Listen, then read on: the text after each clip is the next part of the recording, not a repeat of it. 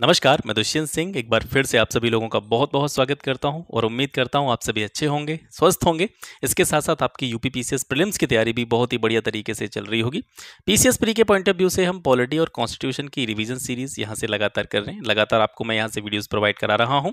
आपको ये पता होना चाहिए कि प्री में इस पोर्शन से यानी राज्य व्यवस्था और संविधान से जो प्रश्नों की संख्या रहती है लगभग 25 के आसपास रहती है।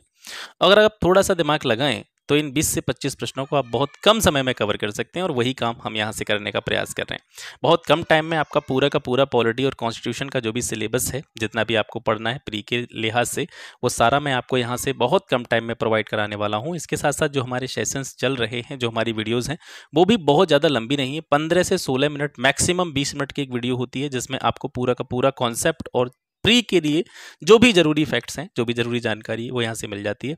यकीन मान करके चलिएगा, अगर आपको विश्वास है कि जो चीज़ें मैं आपको दे रहा हूँ यहाँ से, वो बहुत सोच समझ करके दे रहा हूँ, बहुत शॉर्टलिस्ट करके चीज़ों को दे रहा हूँ, बहुत अच्छी तरीके से समझाने का प्रयास कर रहा हूँ।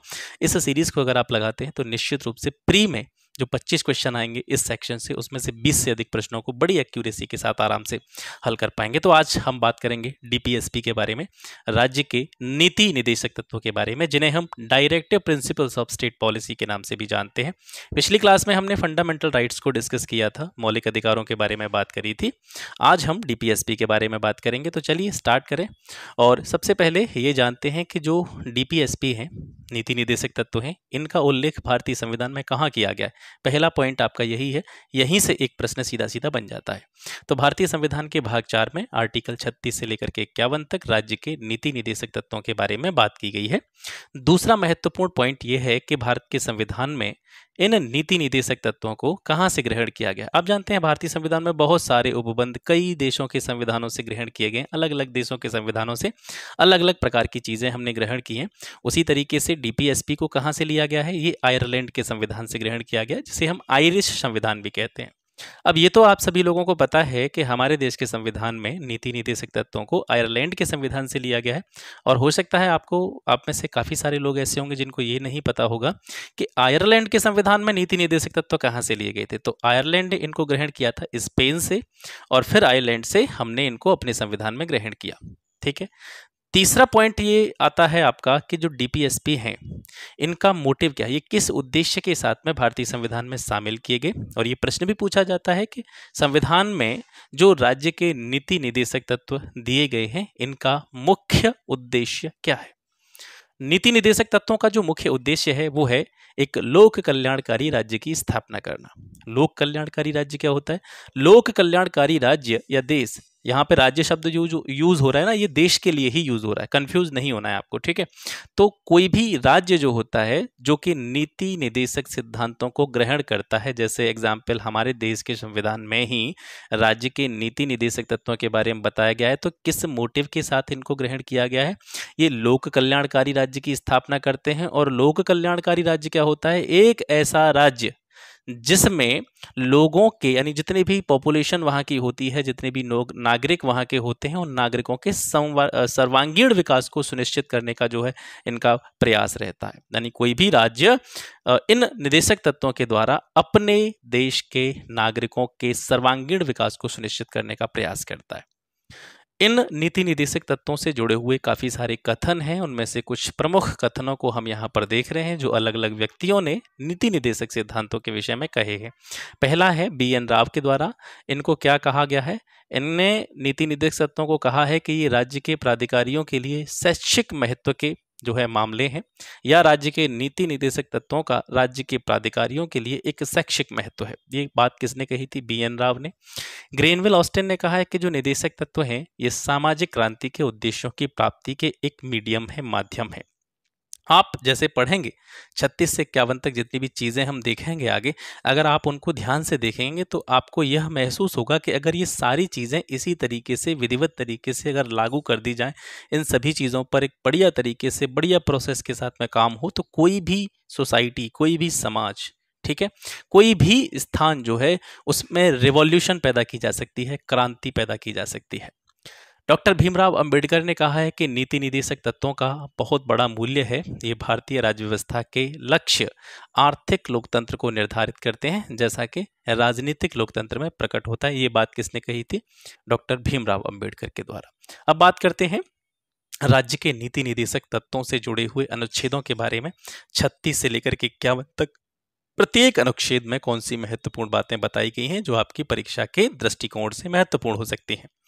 एक और चीज़ आपको यहाँ से जो ध्यान रखनी है कि कुछ चीज़ों को मैंने यहाँ पर पहले से ही हाईलाइट कर रखा है, तो इनको विशेष रूप से आप ध्यान में रखेंगे। ये आप ऐसा मान करके चल सकते हैं ये ज़्यादा महत्वपूर्ण है और ये पूछी गई हैं पिछले पेपर्स में। प्रीवियस ईयर पेपर्स की सीरीज़ भी हम लगातार कर रहे हैं और आज जो अगला पेपर है वो मैंने कंप्लीट कर लिया है। अगर टाइम मिला तो मैं आज ही लेट नाइट तक उसको आपको प्रोवाइड करा दूंगा, नहीं तो आपको ये कल मॉर्निंग में मिल जाएगा। पहला आर्टिकल है नीति निदेशक तत्वों से जुड़ा हुआ 36। इसमें बताया गया है नीति निदेशक तत्वों से संदर्भ में राज्य की परिभाषा क्या होगी, राज्य को किस तरीके से परिभाषित किया जाएगा, ये 36 में बताया गया है। 37 38 ज़्यादा महत्वपूर्ण नहीं है और मैं वही चीज़ें यहाँ पर आपको बता रहा हूँ जो जरूरी है। आर्टिकल 39 में चाहे पुरुष हो चाहे स्त्री हो, सभी नागरिकों को आजीविका के पर्याप्त साधन प्राप्त करने का अधिकार है। यानी जो भी व्यक्ति, चाहे वो पुरुष है चाहे वो स्त्री है, अपना जीविकोपार्जन के लिए कोई भी काम करना चाहता है, अपनी जीविका का कोई भी साधन ढूंढना चाहता है, तो उसको बिना किसी भेदभाव के सभी तरीके से, चाहे वो पुरुष है स्त्री है, आजीविका के साधन प्राप्त करने का अधिकार है। इसके अलावा चाहे स्त्री हो पुरुष हो, अगर वे एक जैसा काम करते हैं तो कहीं कहीं पर ऐसी चीज़ें आज भी देखने को मिल जाती हैं कि पुरुष को उसी काम के लिए ज़्यादा वेतन दिया जाता है, स्त्री को उसी काम के लिए कम वेतन दिया जाता है। तो आर्टिकल 39 में यही प्रावधान है कि चाहे स्त्री हो पुरुष हो, अगर वो समान कार्य करते हैं तो उनके लिए समान वेतन जो है वो दिया जाना चाहिए। आर्टिकल 39 का ये जो है बाद में जोड़ा गया था 42वें संविधान संशोधन 1976 के द्वारा, ये शामिल किया गया था डीपीएसपी के अंतर्गत। इसमें क्या बताया गया है? समान अवसर के आधार पर न्याय देना, इसकी बात की गई है, और निःशुल्क कानूनी सहायता सभी को उपलब्ध कराने का राज्य का जो कर्तव्य है उसके बारे में बात की गई है। यहाँ पर आगे बढ़ने से पहले मैं आपको एक चीज़ और समझा देना चाहता हूँ। जैसे पिछली क्लास में हमने फंडामेंटल राइट्स को पढ़ा था, तो फंडामेंटल राइट्स जो हैं वो किसको दिए गए हैं? वो स्टेट को नहीं दिए गए हैं, वो किसको दिए गए हैं? आपको, हमको, जितने भी नागरिक हैं, जितने भी सिटीजन हैं हमारे, उनको दिए गए हैं। निदेशक तत्व जो हैं ये एक तरह से किसके लिए हैं? ये राज्य के लिए हैं। मतलब राज्य जब भी कोई नियम बनाएगा, राज्य कोई भी विधान बनाएगा, तो उसमें इस बात का विशेष रूप से ध्यान रखेगा कि कोई भी जो नियम बनाया जा रहा है नागरिकों के लिए, भारत की जनता के लिए, उसमें नीति निदेशक तत्वों को ध्यान में रखा जाए। ठीक है, कि ये जो है अपने जो मूल उद्देश्य हैं उनकी पूर्ति कर रहे हैं या नहीं कर रहे हैं। क्योंकि इसका नाम ही आप देखेंगे डायरेक्टिव प्रिंसिपल्स, दिशा निर्देश देने वाले ऐसे सिद्धांत जो कि काम आते हैं स्टेट को पॉलिसी बनाने में। ठीक है, स्टेट की जो भी पॉलिसीज होती हैं उनको निर्देशित करने वाले ये सिद्धांत हैं जिनके बारे में हम पढ़ रहे हैं। आर्टिकल 40 बहुत इंपॉर्टेंट है, कई बार पूछा गया, याद रखेंगे। ग्राम पंचायतों की स्थापना के बारे में इसमें बात की गई है। 41 में बात की गई है कुछ जो विशेष दिशाएं जो होती हैं मानवीय जीवन से जुड़ी हुई, जिसमें बुढ़ापा सामान्य सी चीज़ है, अनएम्प्लॉयमेंट है, बेरोजगारी की बात करें, बीमारी की बात करें या अशक्तता की बात करें, कोई व्यक्ति शारीरिक रूप से अक्षम है, तो ऐसी कंडीशंस में, ऐसी सिचुएशंस में काम के संबंध में, एजुकेशन के संबंध में, लोक सहायता पाने का जो अधिकार है, इन सारी चीज़ों को सुनिश्चित करने के लिए राज्य जो है वो प्रभावी प्रावधान सुनिश्चित करेगा, प्रभावी प्रावधान बनाएगा कि ऐसे लोगों को जो है विशेष रूप से काम मिल सके, इनकी एजुकेशन के बारे में जो है काम किया जा सके, इसके अलावा इनको लोक सहायता जो है वो आसानी से मिल सके। 42 में बताया गया है कार्य की न्याय संगत और मानवीय दशाओं तथा मातृत्व सुरक्षा हेतु सहायता का उपबंध। कार्य जब किया जाए तो वो न्याय संगत कार्य हो, कोई भी उल्टा सीधा कार्य किसी से न कराया जाए, इसके लिए राज्य जो है प्रभावी प्रावधान करेगा। मानवीय दशाओं का ध्यान रखा जाएगा इसमें। इसके अलावा जो फीमेल्स होती हैं उनकी मातृत्व सुरक्षा के लिए राज्य जो है उनके लिए सहायता का उपबंध करेगा, उनके लिए प्रावधान बनाएगा। आर्टिकल 43 में कर्मचारियों को निर्वाह मजदूरी और जो कुटीर उद्योग होते हैं, छोटे छोटे उद्योग होते हैं जिनमें बहुत सारे लोग जो है वो अपना रोजगार जहां से प्राप्त करते हैं, तो ऐसे कुटीर उद्योगों का जो है विकास किया जाना चाहिए और इनके डेवलपमेंट के लिए राज्य जो है वो प्रभावी प्रावधान करेगा।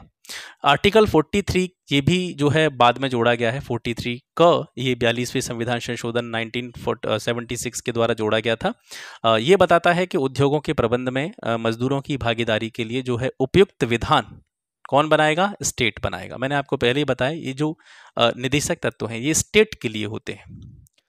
43 ख ये भी बाद में जोड़ा गया है 97वें संविधान संशोधन 2011 के द्वारा। इसमें सहकारी समितियों के उन्नयन या उत्थान की बात की गई। जो हमारी कोऑपरेटिव सोसाइटीज़ होती हैं उनका उत्थान किस तरीके से किया जा सकता है, उनको किस तरीके से प्रोग्रेसिव मोड में लाया जा सकता है, इसके लिए राज्य जो है प्रयास करेगा।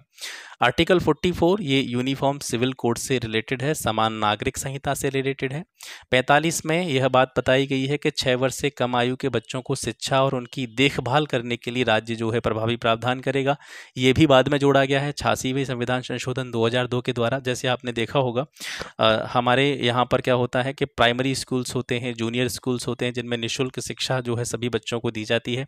लेकिन प्राइमरी स्कूल से पहले आपने अपने गाँवों में या अपने आसपास देखा होगा आंगनवाड़ी संस्थाएं होती हैं जिनमें एक तरह से जो एजुकेशन दी जाती है, बच्चों को ट्रेंड किया जाता है या बच्चों को जो भी शिक्षा दी जा रही है वो प्री प्राइमरी स्कूल के एक तरह से समकक्ष दी जा रही है। यानी प्राइमरी में जाने से पहले उनको जो स्टार्टिंग की एजुकेशन है वो आंगनबाड़ी से मिलती है। तो वहाँ पर पढ़ाने लिखाने के साथ साथ में ये भी विशेष रूप से ध्यान रखा जाता है कि बच्चों का जो पोषण है उनको खाने पीने की अच्छी चीज़ें मिल सकें। इसके अलावा वो पोषण पर उनके पर ध्यान दिया जाना चाहिए। तो ये सारी चीज़ें जोड़ी गई थी 86वें संविधान संशोधन 2002 के द्वारा। आर्टिकल 46 में जो भी अनुसूचित जाति होती हैं, अनुसूचित जनजाति होती हैं या इनके अलावा जो अन्य कमजोर वर्ग होते हैं उनकी शिक्षा और उनके आर्थिक हितों की अभिवृद्धि और उनको सामाजिक न्याय जो है सही तरीके से मिल सके, इस चीज़ को सुनिश्चित करने के लिए राज्य जो है समय समय पर प्रावधान बनाएगा। आर्टिकल 47 लोगों का जो पोषाहार स्तर है या उनका जो जीवन स्तर है उसको ऊंचा करने के लिए राज्य प्रयास करेगा। लोक स्वास्थ्य के सुधार के लिए राज्य प्रयास करेगा। इसके अलावा समाज में जो मादक पेय पदार्थ होते हैं, नशीले पदार्थ होते हैं, इनका सेवन जो है लोग ना करें उसके लिए कुछ विधान जो है सरकार के द्वारा बनाए जाएंगे, राज्य के द्वारा बनाए जाएंगे, उनका प्रतिषेध किया जाएगा, उनको प्रोहिबिटेड किया जाएगा। 48 में कृषि पशुपालन का संगठन के बारे में बात की गई है। कृषि को किस तरीके से हम अच्छे मोड में ला सकते हैं, पशुपालन से जुड़ी हुई कौन कौन सी अच्छी चीज़ें करी जा सकती हैं, इसको किस तरीके से हमारा जो एग्रीकल्चर सेक्टर है इसको संगठित किया जा सकता है, कहाँ कहाँ किस किस तरीके से इसमें काम किए जा सकते हैं, ये राज्य इसके बारे में विशेष रूप से देखेगा। इसके अलावा जो दूध देने वाले पशु होते हैं या जो वाहक पशु होते हैं जो कि माल ढोने के काम में आते हैं, आवागमन के साधनों को लाने ले जाने के काम में आते हैं, ऐसे जो नस्लें हैं पशुओं की उनका वध नहीं होना चाहिए, उनका वध का प्रतिषेध किया गया है और इसके लिए राज्य जो है समय समय पर जो है इसके लिए विधान बनाएगा। ये आर्टिकल 48 में है। 48 का ये भी बाद में जोड़ा गया है 42nd कॉन्स्टिट्यूशनल अमेंडमेंट के द्वारा 1976 में। इसमें क्या बताया गया है कि पर्यावरण जो है हमारा एनवायरनमेंट उसको किस तरीके से हम प्रोटेक्ट करें, किस तरीके से पोल्यूशन को कंट्रोल करें, पर्यावरण को किस तरीके से प्रोग्रेसिव मोड में लाया जाए, पर्यावरण को किस तरीके से संवर्धित किया जाए, इन सारी चीज़ों के बारे में बात की गई है। इसके अलावा जो हमारे वन हैं, जंगल हैं, जंगलों के साथ साथ में जंगलों में जो रहने वाले वन्य जीव हैं उनको किस तरीके से हम प्रोटेक्ट कर सकते हैं, किस तरीके से उनकी रक्षा कर सकते हैं, इसके लिए राज्य जो है समय समय पर प्रावधान करेगा। ये 48 का में है। 49 में राष्ट्रीय महत्व के जितने भी हमारे मॉन्यूमेंट हैं, स्मारक हैं, स्थान हैं, वस्तुएं हैं, उनके संरक्षण से जुड़े हुए प्रावधान सरकार को करने हैं। आर्टिकल 50 राज्य की लोक सेवाओं में कार्यपालिका से न्यायपालिका के पृथक्करण के लिए राज्य द्वारा जो है समय समय पर कदम उठाए जाएंगे, इसका प्रावधान करता है। 51 महत्वपूर्ण है, इसमें बात की गई है अंतर्राष्ट्रीय शांति सुरक्षा की अभिवृद्धि की। लेकिन मतलब अंतर्राष्ट्रीय इंटरनेशनल लेवल पर जितने भी देश हैं एक दूसरे से जुड़े हुए हैं, एक दूसरे से प्रत्यक्ष अप्रत्यक्ष रूप से संबंधित हैं, उनमें किस तरीके से शांति की भावना का विकास हो सकता है, एक दूसरे को जो सुरक्षा देने की बात है उसमें किस तरीके से वृद्धि की जा सकती है, इसके बारे में आर्टिकल 51 बताता है। ये हो गया आपके अनुच्छेद। इसके अलावा इससे जुड़ी हुई कुछ महत्वपूर्ण जानकारी यहाँ से देखते हैं। नीति निदेशक तत्व जो हैं ये न्यायालय के द्वारा प्रवर्तनीय नहीं है। मैंने आपको पहले भी बताया था, जैसे हमने पिछली क्लास में फंडामेंटल राइट्स पढ़े थे, मूल अधिकार पढ़े थे। मूल अधिकार न्यायालय के द्वारा प्रवर्तनीय है। प्रवर्तनीय का यहाँ पर क्या मतलब है कि अगर आपके मूल अधिकारों का हनन किया जा रहा है, किसी भी कह सकते हैं संस्था के द्वारा किया जा रहा है या फिर सरकार के द्वारा किया जा रहा है, तो आप न्यायालय की शरण में जा सकते हैं। और न्यायालय जो होता है, कोर्ट जो होता है हमारा, वो भी आपके जो फंडामेंटल राइट्स हैं उनको प्रोटेक्ट करता है। आपको पता है आर्टिकल 32 के अंतर्गत सुप्रीम कोर्ट जो है वो 5 प्रकार की रिटें हमारे मूल अधिकारों के लिए ही जारी करता है। तो मूल अधिकार जो होते हैं वो न्यायालय के द्वारा प्रवर्तनीय है। ये प्रश्न भी पूछा जा चुका है। नीति निदेशक तत्व जो है ये न्यायालय के द्वारा प्रवर्तनीय नहीं है, इनको मतलब न्यायालय के द्वारा लागू नहीं करवाया जा सकता है। एक तरह से ये विवेक पर डिपेंड है, राज्य सरकारों के या जो भी स्टेट होता है हमारा उसके विवेक पर डिपेंड है कि इनमें जो भी प्रावधान दिए गए हैं, जो भी प्रावधान आपने पढ़े हैं 36 से 51 तक जितनी भी चीज़ें इसमें हैं, उसके लिए अपने विवेक के आधार पर राज्य जो है समय समय पर विधान बना सकता है। तो नीति निदेशक तत्व जो है ये न्यायालय के द्वारा प्रवर्तनीय नहीं है, ये बात आर्टिकल 37 में कही गई है। ये जो है राज्यों को सौंपे गए दायित्व हैं। जैसे आपने देखा होगा मूल अधिकार किसको दिए गए हैं, नागरिकों को दिए गए हैं, और जो आपके डीपीएसपी हैं ये एक तरह से रिस्पॉन्सिबिलिटी है किसकी, स्टेट की। इनका स्वरूप कैसा होता है, सकारात्मक होता है। फंडामेंटल राइट्स का स्वरूप कैसा होता है, नेगेटिव होता है, वो मैंने आपको पहले बता दिया था। उसमें नैतिकता पर आधारित हैं पूरी तरीके से जो हमारे डीपीएसपी हैं, और इनको कोई विशेष संरक्षण प्राप्त नहीं है। जब तक इनको लागू न किया जाए तब तक ये अपने आप में निलंबित माने जाते हैं। केटी शाह ने एक बहुत अच्छी बात कही थी कि यह एक ऐसा चेक है जिसका भुगतान बैंक की इच्छा पर छोड़ दिया गया। इस बात को आप समझिए तो आपको बहुत सारी चीज़ें क्लियर हो जाएंगी। मतलब केटी शाह ने डीपीएसपी के बारे में ये कहा था कि ये एक ऐसे चेक हैं जिसका भुगतान बैंक की इच्छा पर छोड़ दिया गया है। और अभी हमने देखा था ये जो है राज्य सरकार को सौंपे गए दायित्व के रूप में है डीपीएसपी, ये उनका दायित्व है। जितनी भी चीज़ों के बारे में हमने पढ़ा है, राज्य सरकारों का ये दायित्व है कि वो इनसे जुड़े हुए जो भी चीज़ें हैं, इनकी मतलब 36 से लेकर के 51 तक जो भी चीज़ें हमने पढ़ी हैं, उसमें जितनी भी बातें बताई गई हैं उनको किस तरीके से अच्छे मोड में लाया जाए, उसके लिए यह डिपेंड करता है कि राज्य सरकार इसके लिए क्या प्रयास करती है। ठीक है, तो एक तरह से दिए तो गए हैं डीपीएसपी हमको, निदेशक सिद्धांतों के बारे में बताया तो क्या है, लेकिन इनके लिए कोई प्रभावी प्रावधान नहीं बनाया गया, ना तो न्यायालय इनको लागू करवा सकता। ये पूरी तरीके से डिपेंड है किसके ऊपर, राज्य के विवेक के ऊपर। ठीक है, तो चेक तो हमको दे दिया गया लेकिन उसके भुगतान की कोई व्यवस्था नहीं की गई है। नववर्ष के प्रथम दिन पास किए गए शुभकामनाओं के प्रस्ताव हैं, ये जो है डीपीएसपी के बारे में कहा था नसीरुद्दीन ने, मिस्टर नसीरुद्दीन ने ये बात जो है कही थी। इसके अलावा 2 आर्टिकल और हैं, 350 के और 351। ये आर्टिकल हालांकि डीपीएसपी के अंतर्गत नहीं आते हैं, अलग हैं आर्टिकल, लेकिन इनमें जो प्रावधान दिए गए हैं वो बिल्कुल ऐसे हैं जैसे नीति निदेशक सिद्धांत। तो इन शॉर्ट दूसरे वे में हम इसको किस तरीके से कह सकते हैं कि अनुच्छेद 350 क और 351 में जो चीज़ें बताई गई हैं वो बिल्कुल नीति निदेशक सिद्धांतों के रूप में कार्य करती हैं। 350 का में बताया गया है कि जो प्राइमरी लेवल होता है एजुकेशन का, उसमें जो भी बच्चों को शिक्षा दी जानी है वो मातृभाषा में दी जाए, और 351 में ये बताया गया है कि हिंदी भाषा जो हमारी मातृभाषा है इसको हमें क्या देना है, प्रमोट करना है, प्रोत्साहन करना है। तो दोनों आर्टिकल जो हैं ये राज्य के नीति निदेशक सिद्धांतों की तरह ही कार्य करते हैं। अब ये चीज़ें हम पहले ही जान चुके हैं कि हमारे जो डीपीएसपी हैं संविधान के भाग 4 में है, आर्टिकल 36 to 51। ठीक है, तेज बहादुर सप्रू समिति द्वारा इनको जो है निर्मित किया गया था, नीति निदेशक तत्वों को, और भारतीय संविधान में जो है शामिल किया गया था। आपको ये भी बता चुका हूँ कि इनको आयरलैंड के संविधान से ग्रहण किया गया है और आयरलैंड ने इनको स्पेन के संविधान से ग्रहण किया गया है। अब इसके बाद में एक प्रमुख आपका टॉपिक आ जाता है डीपीएसपी और फंडामेंटल राइट्स में अंतर। इन दोनों की तुलनात्मक रूप से कई बार प्रश्न पूछा गया है, तो दोनों को आप देखते चलेंगे। मैं आपको छोटी छोटी बहुत कम समय में थोड़ी थोड़ी चीज़ें इनके बारे में बताते चलता हूँ। पहला जो डीपीएसपी है, नीति निदेशक सिद्धांत, ये न्यायालय के द्वारा प्रवर्तनीय नहीं है, ये हम पहले भी पढ़ चुके हैं। इनको न्यायालय के द्वारा लागू नहीं किया जा सकता। ये बिल्कुल जो सरकारें होती हैं उनके विवेक पर निर्भर हैं कि इनकी संबंध में वो क्या प्रयास करती हैं। फंडामेंटल राइट्स जो है न्यायालय के द्वारा प्रवर्तनीय है कि अगर आपके मूल अधिकारों का हनन हो रहा है तो न्यायालय जो है आपको उन अधिकारों के जो है सुरक्षा के लिए जो है उपबंध न्यायालय के द्वारा किए जाएंगे। आर्टिकल 32 में भी जो है वो रिटें इसी के लिए जारी की जाती हैं। इनकी प्रकृति सकारात्मक है, मैंने आपको पहले ही बता दिया है, और फंडामेंटल राइट्स की जो नेचर है वो नकारात्मक है। डीपीएसपी के द्वारा सामाजिक और आर्थिक लोकतंत्र की स्थापना की बात करी जाती है और फंडामेंटल राइट्स के द्वारा राजनीतिक लोकतंत्र की बात की जाती है।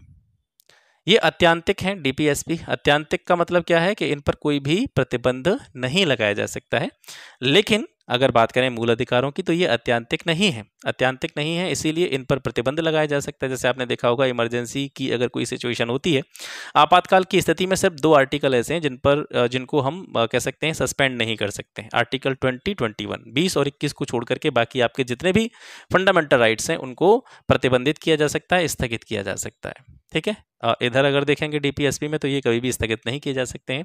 और एक लास्ट पॉइंट जो है वो ये है कि डीपीएसपी की जो प्रकृति होती है वो सामूहिक होती है, और इसके विपरीत अगर देखें हम फंडामेंटल राइट्स में तो इनका जो नेचर होता है ये व्यक्तिगत होता है, क्योंकि मूल अधिकार जो है व्यक्तिगत रूप से सभी के लिए है, किसी एक नागरिक के लिए नहीं है, सभी नागरिकों के लिए है। ठीक है, तो ये हो गया आज का सेशन। आशा करता हूँ आपको चीज़ें पसंद आई होंगी और मैं आपको जो चीज़ें हैं वो शायद ठीक तरीके से समझा पाया हूँगा। लेकिन मैं एक चीज़ यहाँ दावे के साथ ये हर बार कहता हूँ कि आप, हो सकता है मैं आपको डिजिटल बोर्ड पर नहीं पढ़ा रहा हूँ, मैं आपको वैसी फैसिलिटीज़ नहीं दे पा रहा हूँ जैसी मिलती हैं, लेकिन मैं आपको जो कंटेंट दे रहा हूँ, मैं आपको जो चीज़ें दे रहा हूँ यहाँ से, वो आप अगर देखते हैं तो आपको शायद, मुझे लगता है, किसी भी चीज़ की आवश्यकता पड़ेगी नहीं। आप पॉलिटी में रिवीजन के तौर पर जो चीज़ें मैं आपको करा रहा हूँ, निश्चित रूप से मैक्सिमम क्वेश्चंस आपको यहाँ से फ्री में मिल जाएंगे। ठीक है, तो बने रहिए, जुड़े रहिए, सपोर्ट करते रहिए और अपने विचार, अपने सुझाव, अपनी फीडबैक, अपना रिव्यू जो है वो कमेंट सेक्शन में ज़रूर दिया कीजिए। आज के लिए इसे बस इतना ही। मिलते हैं आपसे फिर एक नेक्स्ट वीडियो में एक नए टॉपिक के साथ में। तब तक के लिए नमस्कार, जय हिंद।